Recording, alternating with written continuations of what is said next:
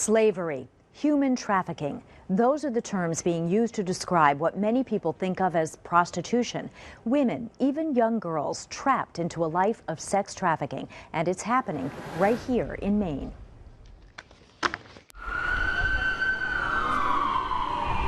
Well, I was trafficked in Auburn, Maine when I was 15. Tricia Grant was a 15-year-old single mother when she says two men approached her and a friend in a restaurant with an offer to make some extra money.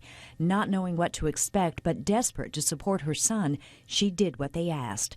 All it took was that one encounter for her to find herself trapped by their threats. We know you're only 15 and that you have a child, and what you're doing is illegal, and we can have your son taken away from you if you ever talk about it or tell anybody what's happening. Grant's story is not that unusual in Maine. The average age tends to be like between 11 and 13 that we've heard about.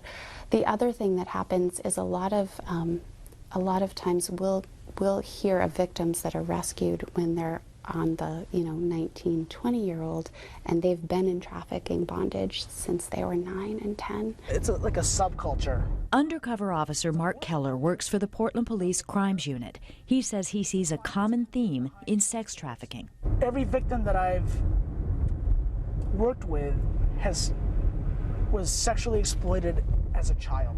And the other common theme is drug addiction. And if you believe that you need to have that drug to survive because you could not go through withdrawal, you are now enslaved, and you will do whatever it takes to buy that drug and to get that drug from people who are willing to give it to you. It's not just happening on the streets, it's happening online. It's so easy to hide victims now.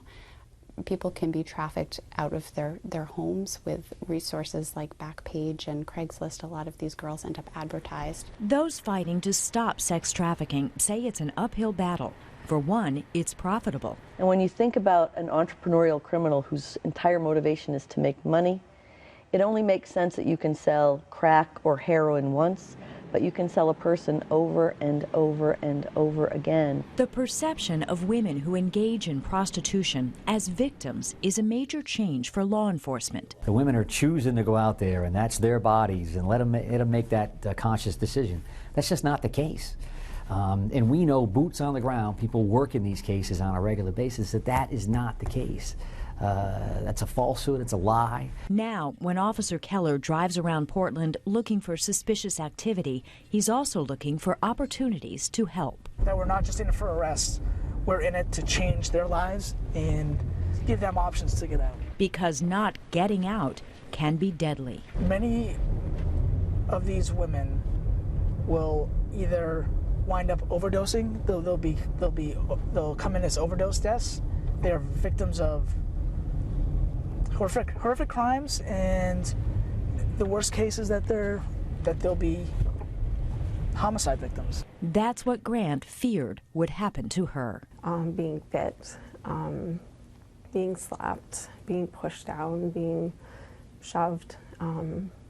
Actually, how I ended up getting out was two guys actually picked me up and dropped me on a cement floor, and I dislocated both my knees, which was my saving grace, really. Because once she was seen in the hospital, the men who had trafficked her never showed up again.